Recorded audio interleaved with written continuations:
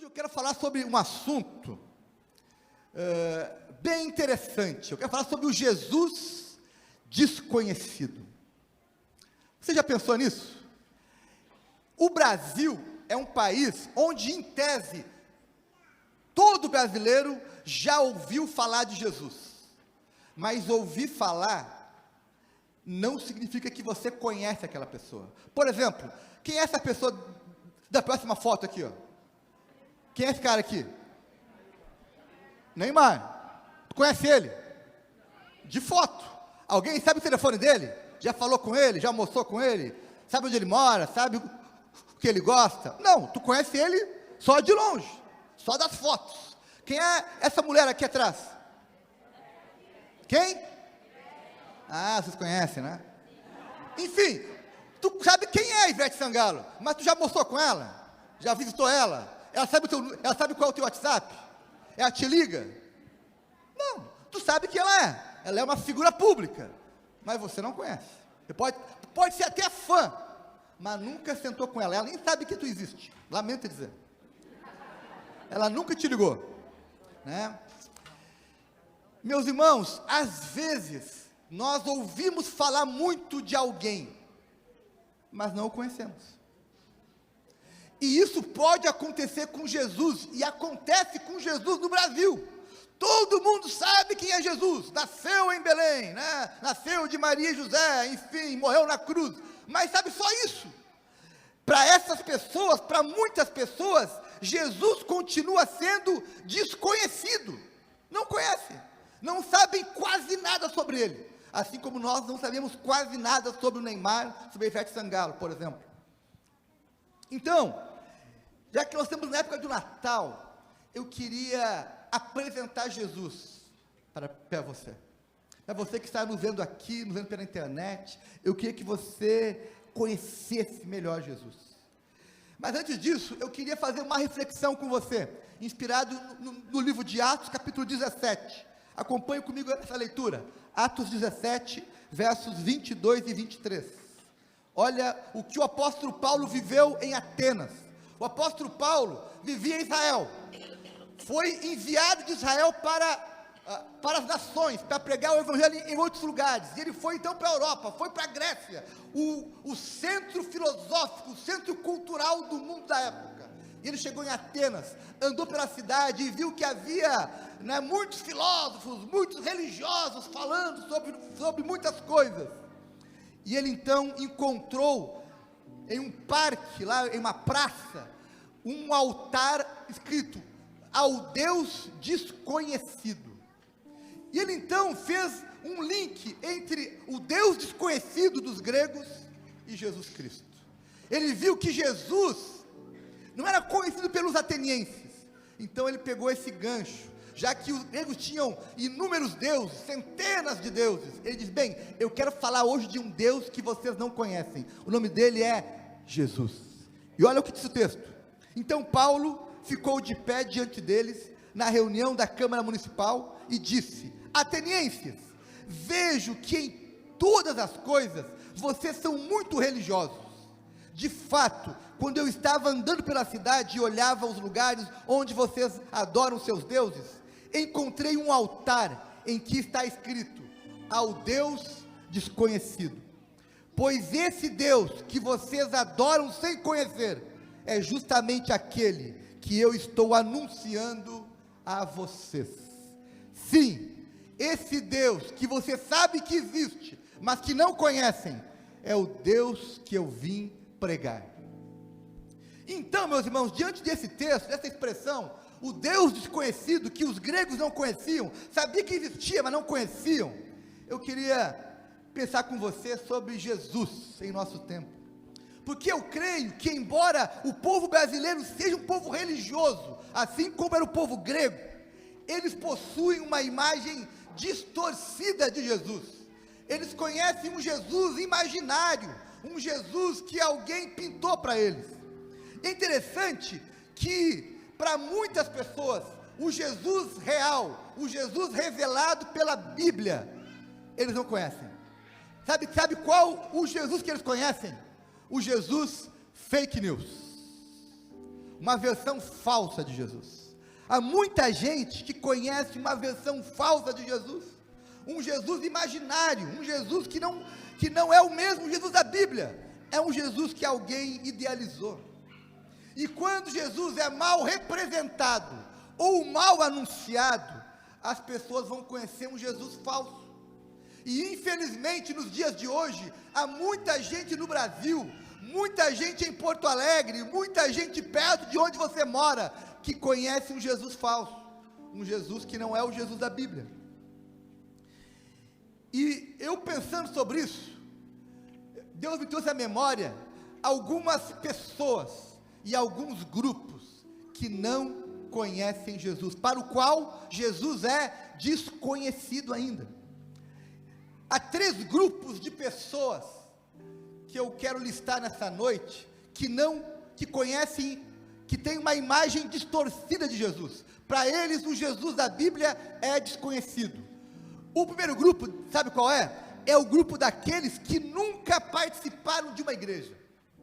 Nós temos no Brasil, em Porto Alegre, muitas pessoas que nunca fizeram parte de uma igreja, nunca congregaram, se envolveram, mal talvez passaram pela frente, entraram assim rapidinho, mas não conhecem uma igreja, nunca participaram.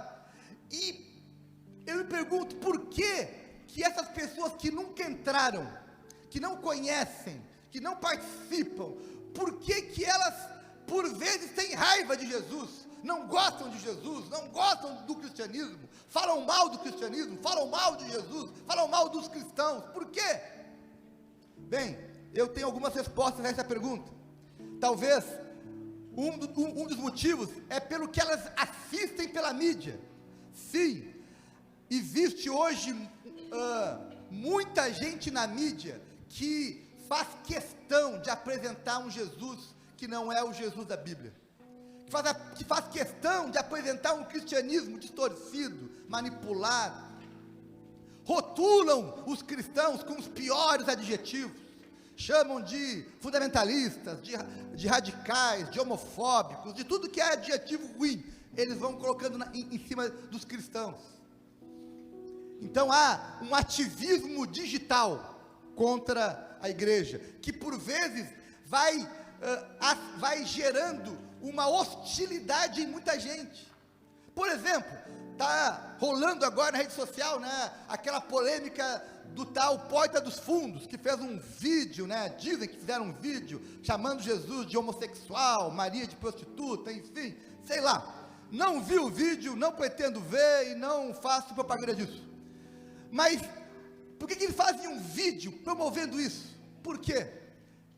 Para ganhar apoio daqueles que não gostam da igreja, que não gostam do cristianismo. Com certeza, tem muita gente que olha para isso e diz, é isso mesmo, parabéns, é isso aí, dá like, patrocina, financia. No fundo, é tudo um negócio, né? No fundo, aqueles que fazem essas iniciativas desrespeitosas, hostis, querem ganhar popularidade, né? Eles querem ganhar audiência, eles querem ganhar elogio de alguns e ódio de outros. Eles vivem do conflito. Para nós, para mim, meus irmãos, particularmente são uns coitados, mas que são usados, sim, pelo sistema, pelas trevas, para disseminar raiva, indiferença, hostilidade a muita gente, que por isso nem entra dentro de uma igreja. Eles não gostam, mas eles não conhecem. É tipo eu, assim, eu detesto brócoli, mas nunca provei, né? Eu não gosto de espinafre, mas nunca quis comer um. E tem muitas pessoas que são assim em relação a Jesus.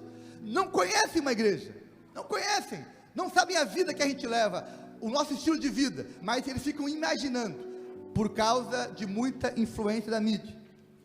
Agora, também é verdade que não é só a mídia que conspira contra a igreja, que ataca o cristianismo. Também é verdade que existem alguns cristãos que fazem uma propaganda negativa do evangelho. Sim, temos que fazer uma autocrítica.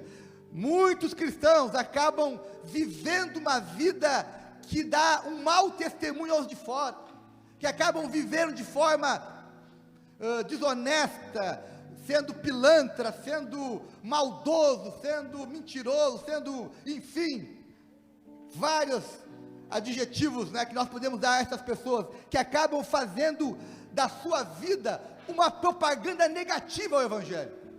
E aí alguém diz, eu não vou para a igreja para ser como aquele cara ali, ó, que é um pilantra, que é um picareta, que é um desonesto, que é um adúltero, que é um bandido, que é um safado. Não.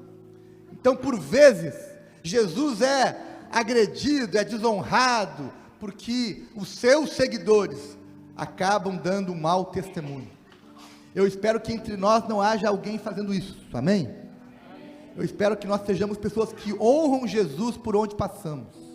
Eu espero que nenhum de nós seja pedra de tropeço para impedir que alguém chegue a Jesus por causa do nosso mau comportamento. Eu espero que nenhum de nós fique abrindo as portas e dando motivo para que pessoas tenham raiva da igreja, raiva de Jesus, por causa de uma conduta inadequada que alguém de nós, porventura, tenha feito. Eu espero que isso não aconteça entre nós. Mas também é verdade que alguns não conhecem Jesus porque eles preferem seguir uma ideologia ou uma outra religião. E aí, meus irmãos, quando a ideologia me cega, quando eu valorizo muito uma ideologia, eu acabo tentando enxergar Jesus a partir da minha ideologia. Eu postei um vídeo há pouco tempo no meu canal sobre Jesus é de direita ou de esquerda, já que hoje no Brasil tudo eu sou do Lula, não, eu sou do Bolsonaro, eu sou a favor de um, a favor de outro, e nós ficamos nessa luta meia tola, meia infantil, né, de quem eu sigo, quem me representa, que eu acabo tentando colocar Jesus nisso. Mas Jesus está acima das ideologias, meus irmãos. Jesus veio ao mundo muito antes do comunismo, do capitalismo, do socialismo, da democracia, muito antes disso. Ele veio ao mundo trazer um movimento, trazer valores que estão acima das ideologias. Mas por vezes as ideologias cegam as pessoas. Por vezes as religiões cegam as pessoas. E a Bíblia adverte que existe algo chamado o espírito do anticristo, ou seja, existe uma força espiritual do mal, que tem como trabalho cegar as pessoas, tem como alvo enganar as pessoas, confundir as pessoas, semear sofismas, enganos, e aí sim, há muita gente que é vítima desse espírito do anticristo, que está lá em 1 João capítulo 4, verso 3, que fala, né, que existe o espírito do anticristo, que atua e realmente confunde, oprime, escraviza muitas pessoas. Esse espírito do anticristo é uma força espiritual que atua, meus irmãos. Por isso que é difícil evangelizar. Se não existisse o espírito do anticristo, uma força espiritual contrária ao evangelho, seria mais fácil que as pessoas se convertessem.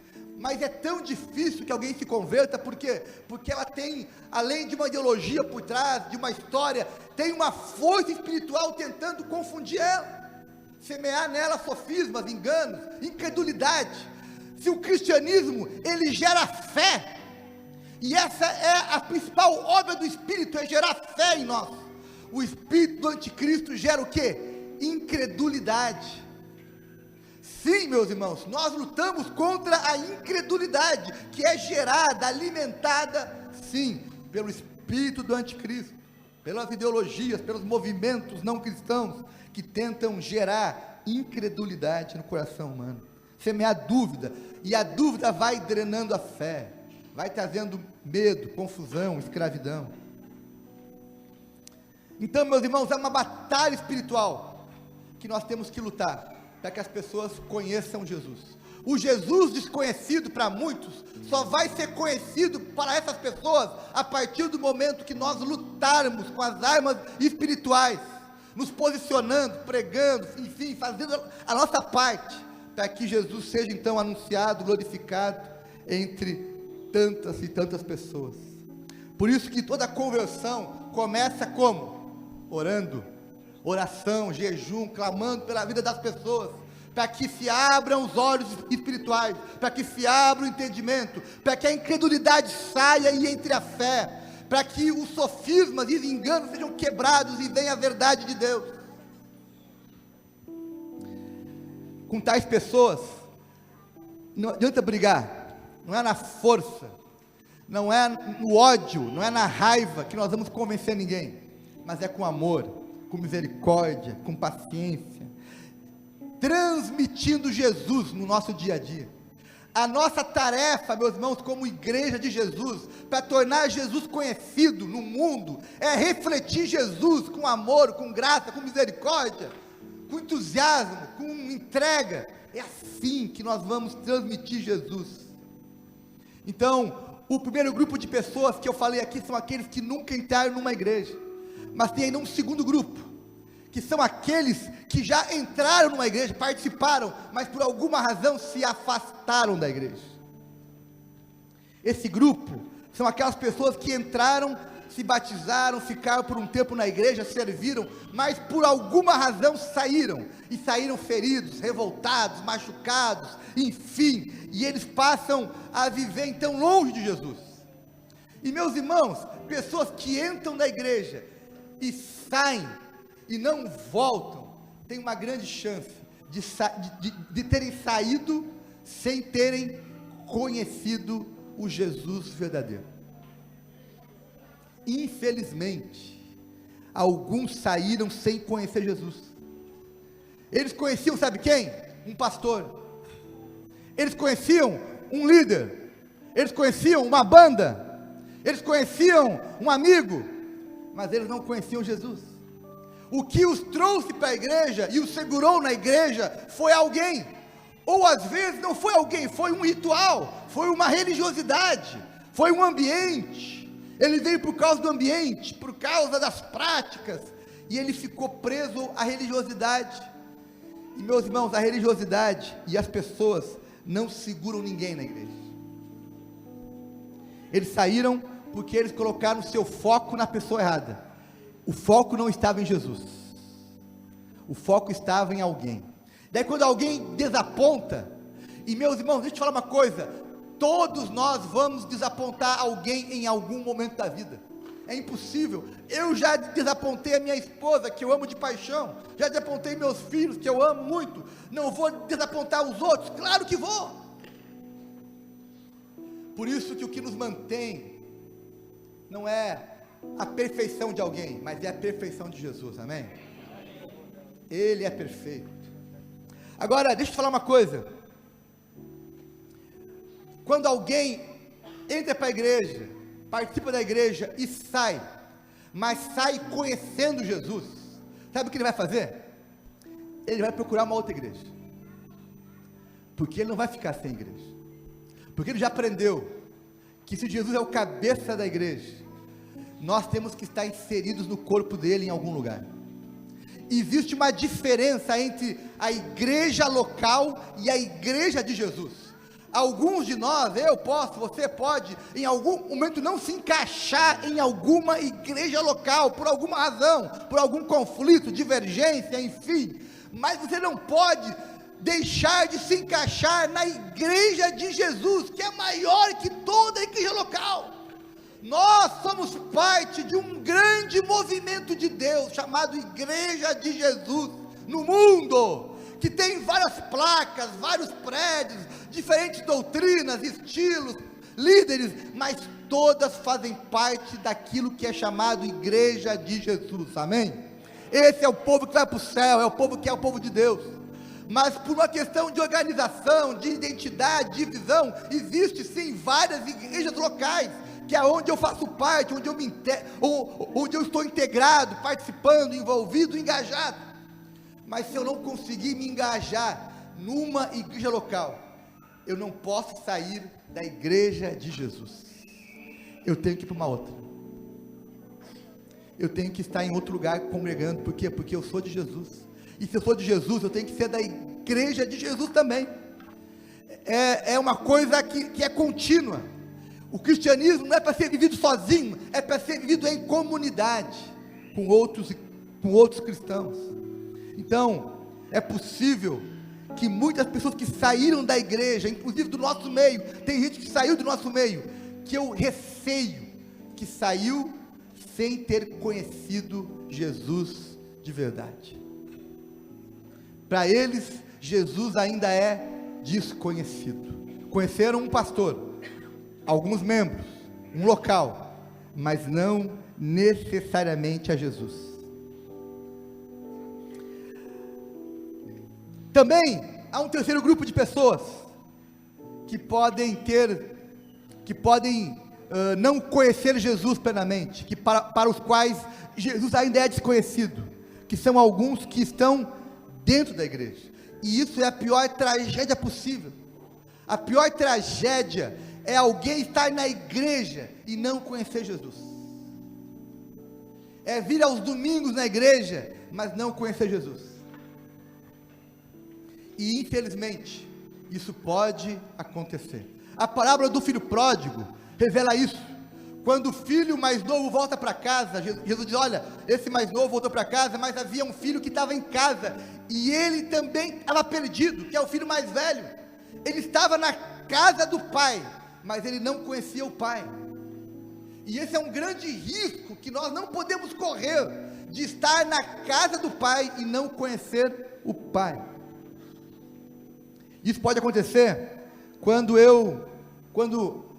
entre nós as pessoas não estudam a Bíblia, não fazem reflexão bíblica, ler e refletir sobre ela, a ausência de reflexão bíblica, de conhecimento, e aí você acaba conhecendo um Jesus imaginário, não o Jesus da Bíblia, o Jesus revelado nas Escrituras, o Jesus dos Evangelhos, o Jesus que foi profetizado no Antigo Testamento.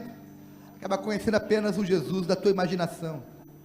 Ou então, quando também há uma indiferença, uma apatia na busca por Jesus. Meus irmãos, eu creio que quem busca encontra, amém? Quem pede recebe. Se eu pedir: Jesus, eu quero te conhecer, Ele vai se revelar, Ele vai abrir o meu entendimento, Ele vai me dar fome da palavra de Deus, vai me dar interesse, vai me fazer orar mais, vai me fazer ler mais, vai me fazer entender mais, vai abrir o meu entendimento. E por vezes, meus irmãos, eu fico sofrendo, porque parece que algumas pessoas estão sofrendo de uma apatia espiritual, apatia.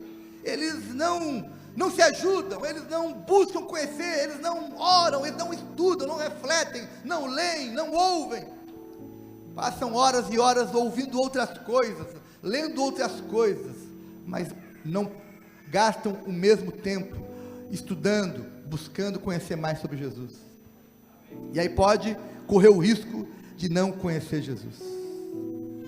Eu gosto de me lembrar de Jeremias 29:13, eu queria que você guardasse essa palavra no seu coração hoje, que diz o seguinte: vocês me procurarão e me acharão, quando me procurarem de todo o coração, amém? É você conhecer o Jesus da Bíblia, o procure de todo o coração, busque, como quem está buscando um tesouro, como quem está buscando algo de valor, uma resposta, uma solução, busque dessa forma, e você vai encontrar o Jesus da Bíblia, o Jesus verdadeiro, o Jesus Filho de Deus, o Verbo que se fez carne. Por isso, meus irmãos, nós precisamos apresentar o Jesus verdadeiro, para que em nosso meio não haja pessoas para as quais Jesus ainda é desconhecido. Eu sei onde é a igreja, eu sei quem é o pastor, eu sei quem toca, mas eu não sei quem é Jesus. Eu sei onde fica, mas eu não sei onde está Jesus. Nós temos que conhecer Jesus, amém, meus irmãos? Mas aí tem uma pergunta final, que é: então, quem é Jesus realmente? Quem é Jesus? Tem até uma musiquinha infantil, né, que diz: quem é Jesus, né? Eu preciso saber. Quem é Jesus? Meus irmãos, eu quero destacar duas coisas sobre quem é Jesus, para lançar no seu coração duas palavras reveladoras sobre Jesus. A primeira delas, eu queria que você guardasse isso, escrevesse isso, que Jesus é o meu Redentor. Essa palavra, ela é muito importante. A gente costuma chamar, lá no Rio de Janeiro, tem a estátua do Cristo Redentor. Por que será que é o Cristo Redentor? Porque redenção, meus irmãos, é sinônimo de resgate, de liberdade. E foi isso que Jesus fez por nós. Eu gosto de Colossenses capítulo 1, verso 3, que diz o seguinte: pois Ele nos resgatou do domínio das trevas, e nos transportou para o reino do seu Filho amado, em quem temos redenção. Amém? Diga, em Cristo nós temos redenção. Redenção é o que? Perdão, resgate, aquilo que nós vimos no teatro, aqui na pantomima, é o Jesus dizendo: chega, eu te liberto disso, eu te torno meu filho agora, meu filho amado, meu seguidor, meu discípulo. E foi isso que Jesus fez por nós. Ele nos deu redenção, liberdade. Em Cristo eu sou livre, livre da condenação, livre das trevas, livre de enganos, livre de tantas coisas. Eu sou livre de verdade em Jesus, sou livre para fazer as escolhas certas, sou livre para transformar a minha vida.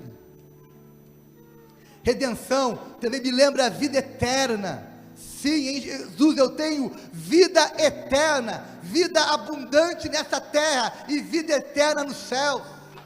Ou seja, a morte não é mais o fim para mim, a morte não é mais um monstro que me atormenta. Não, eu sei para onde eu vou, eu sei com quem eu vou, porque redenção é isso, eu tenho vida eterna. Então, Jesus é meu Redentor, mas também Jesus é meu Mestre. Eu queria que você pensasse um pouquinho sobre isso.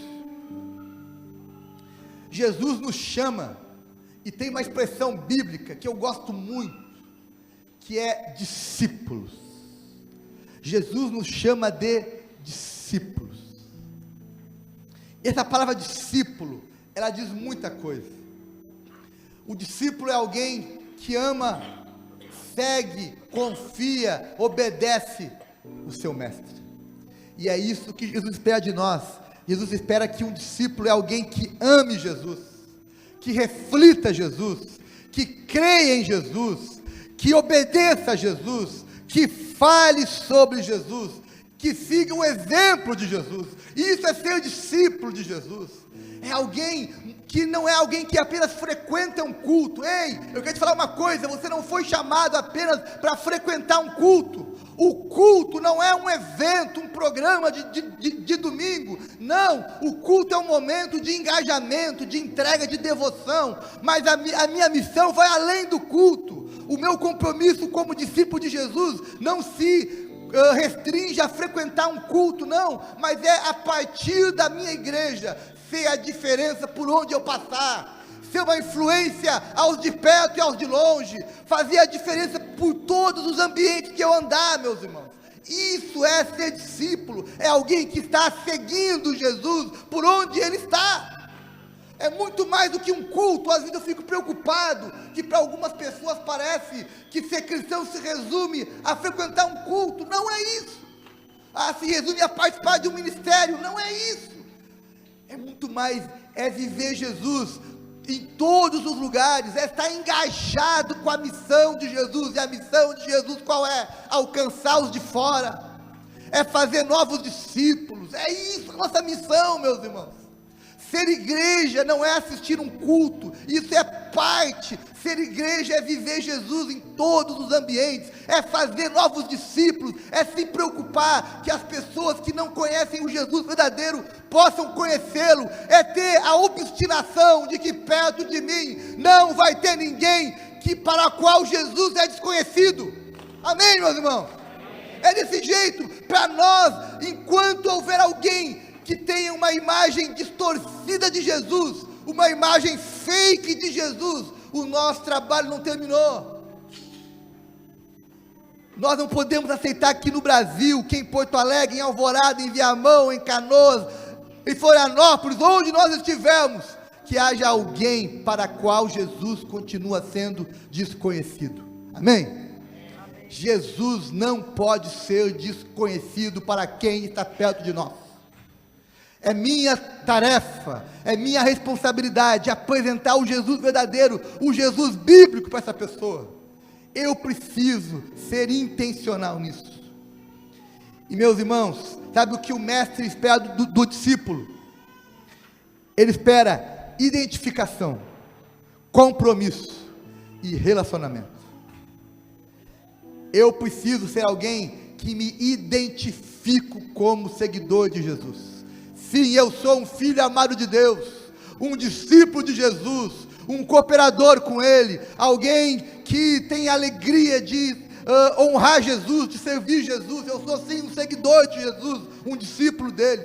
Eu sou alguém comprometido com Jesus, com o cristianismo, e eu estou comprometido a tal ponto de me envolver, de me engajar, de contribuir financeiramente, de participar, de honrar esse nome. Eu estou comprometido com Jesus.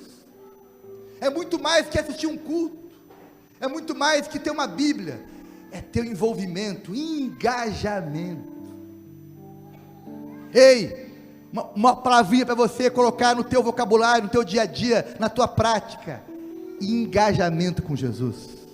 Ser alguém engajado, comprometido, por onde você passar, onde você estiver, e alguém que tenha relacionamento com Jesus. Sim, se eu sou discípulo de Jesus, eu tenho que falar com Jesus, eu tenho que orar com Ele, eu tenho que escutar Ele, eu tenho que falar com Ele, eu tenho que aprender, eu tenho que ouvir sobre Ele, eu tenho que conhecê-lo mais e melhor. Eu preciso sim de um relacionamento com Jesus. Eu gosto muito de me lembrar, e Deus me trouxe a memória essa semana, Jó capítulo 42, verso 5. Por vezes, meus irmãos, algum tempo da minha vida, logo que eu comecei na fé, os meus primeiros anos de ministério, aliás, de cristão, eu conhecia Jesus apenas de ouvir falar. Mas a partir da minha conversão, a partir do meu batismo, do meu envolvimento, da minha leitura da Bíblia, do meu serviço na obra de Deus, do meu envolvimento, eu comecei a conhecer Jesus de um modo mais pessoal e profundo. Jó disse: antes eu te conhecia só por ouvir falar, mas agora eu te vejo com os meus próprios olhos. Meus irmãos, hoje eu consigo ver Jesus, ouvir Jesus, hoje eu consigo sentir Jesus, hoje eu tenho experiências com Jesus, hoje eu sei quem é Jesus. Uma caminhada com Ele, uma caminhada com Jesus. E para você, quem é Jesus? Para você, Bruna, quem é Jesus? Gilson, quem é Jesus? Fabrício, Marco, Ana, quem é Jesus para você? Será que em nosso meio tem pessoas para as quais Jesus continua sendo desconhecido? Será? Será que aqui hoje entrou alguém para a qual Jesus ainda é desconhecido? Se há alguém assim, eu quero te convidar a fazer aquilo que nós vemos em Jeremias 29, aquele que me buscar de todo o coração, diz o Senhor, me encontrará. Quem me busca me encontra, diz o Senhor. Quem pede por mim me achará. Quem tem fome e sede de mim será saciado, será farto. Eu quero terminar dizendo para você, quem é Jesus? Para mim, quem é Jesus? Quem é Jesus?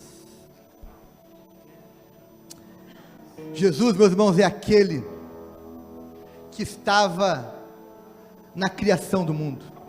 Diz as Escrituras que tudo foi feito por Ele e por meio dEle. Ele estava na criação de todas as coisas, ou seja, Ele é quem criou você, quem criou o planeta, quem criou a natureza. Ele é quem deu vida a tudo. Tudo foi feito por Ele, através dEle e para Ele. Ele também é aquele que os patriarcas mencionaram. Sim, quando Abraão levou Isaac para o monte, ali estava a prefiguração do Jesus verdadeiro. Jesus é o Isaac perfeito que morreu para nos salvar. Jesus é aquele que os profetas do Velho Testamento anunciaram que viria. Ele é o Messias. Sim, Jesus é aquele que no Velho Testamento foi a prefiguração do tabernáculo. O tabernáculo era um símbolo de Jesus, assim como a Arca da Aliança, assim como tantas profecias apontavam para Jesus. Ele é, em essência, o cumprimento de todas as profecias. Quem é Jesus, meus irmãos? Jesus é aquele que nasceu de uma virgem, é aquele que foi gerado pelo Espírito Santo, que veio ao mundo como uma criança, cheio de esperança de vida, que cresceu e se tornou o grande mestre. Sim, Ele é o pão da vida. Sim, Ele é o verbo que se fez carne e habitou entre nós. Ele é o princípio e o fim de tudo. Ele é a água da vida, Ele é o bom pastor, Ele é a videira verdadeira, Ele é aquele que morreu por nós. Sim, quem é Jesus? Ele é aquele que fundou a igreja, Ele é o cabeça da igreja. Além disso, Ele enviou o Espírito Santo para dirigir a igreja. Ele é aquele que nos derramou sobre nós o Espírito Santo. Ele é Jesus. Quem é Jesus, meus irmãos? Ele é a resposta a todas as nossas perguntas. Ele é o caminho, a verdade e a vida. Ele é a resposta à nossa esperança. Quem é Jesus, meus irmãos? Ele vai muito além disso. Ele é aquele que andou sobre as águas. Ele é aquele que curou os doentes, expulsou os demônios. É aquele que multiplicou pão e peixe, alimentou multidões. Quem é Jesus? Ele é aquele que é chamado como o sol da justiça, a estrela da manhã. Ele é, sim, o nosso sumo sacerdote. Ele é aquele que fez o sacrifício perfeito por nós. Ele é o nosso Messias, o nosso Salvador, o nosso Redentor. Sim, Jesus é aquele que ressuscitou e venceu a morte, e hoje está à direita do Pai, intercedendo por nós, sendo o nosso sumo sacerdote.